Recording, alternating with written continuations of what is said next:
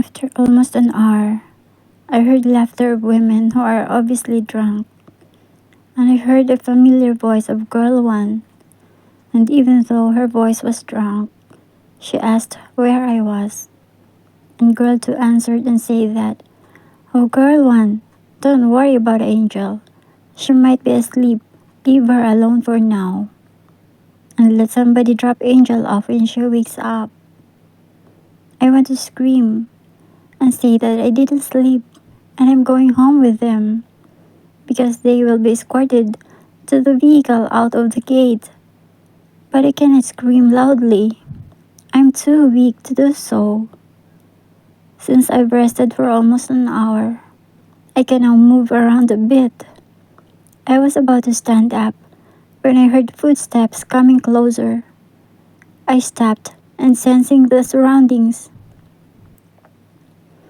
The man was talking to someone on the phone. He said, "Angel is here, still asleep. Hurry up, you guys. She might wake up." And the man laughs. I felt so scared. A few moments later, I heard men's voices shouting and coming towards me.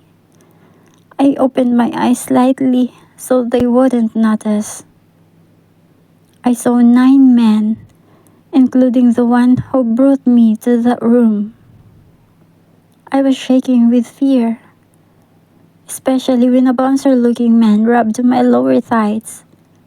I feel like kicking him, but I might get hurt, so I closed my eyes and prayed. I want to cry from so much fear. But I thought if I showed that I was afraid, I might just be scared and hurt even more. I have no ally. So before they can do what they are planning, I need to create drama. Then 2 men tied my hands, and the other was smelling my neck. Also others smoke, but the whole room doesn't smell like cigarettes, but rather a different smell. The man who brought me to the room came up to me and said, "I am the first to taste you," while removing his necktie. I have to act like I'm going to vomit. The person who took off his necktie said, "Hey, don't throw up on my bed. Don't make a mess." So I told him in a calm voice to untie my hands first so I can clear my throat in the bathroom. He hurried to untie the rope because I was making my saliva drip. I made it loud so they could hear me vomiting many times. And I said I was going to take a shower because I smelled like vomit. One guy peeked at me to see if I was really taking a shower. I said I just want to smell fresh. Then he left. I noticed the small window next to the shower, and since I'm thin, I could fit in there. I turned on the shower and let the water run. I am thankful that I had nothing to carry because Girl 3 brought all the clothes and bags, including my cell phone, was in my bag. I'm only carrying my high heel shoes to run.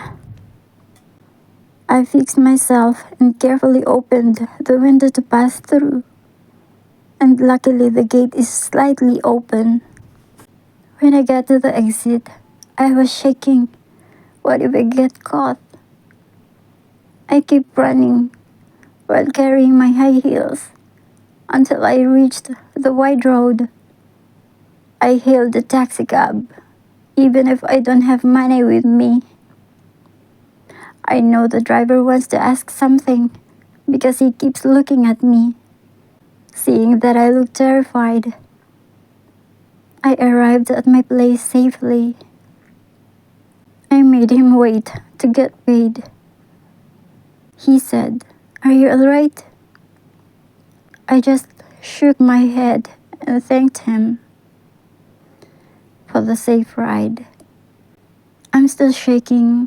I can't sleep. The next day, I didn't go to work, but I just picked up my bag and said I wasn't feeling well. The events are coming back to my mind like a nightmare. I couldn't focus on work, so I took 2 weeks off. Before the second week came, I watched the news on local television. The faces of the arrested syndicate members seem familiar. They are many, and there was a female pimp who was arrested with them. I rubbed my eyes, and I wasn't mistaken. Girl 2 is the pimp girl. And I just felt my tears flowing at that time. I didn't know what I was feeling. It was hard to explain.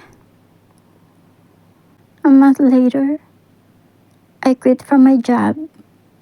I left my beloved country to continue the dream for my loved ones in the foreign land. Thank you all for watching and listening.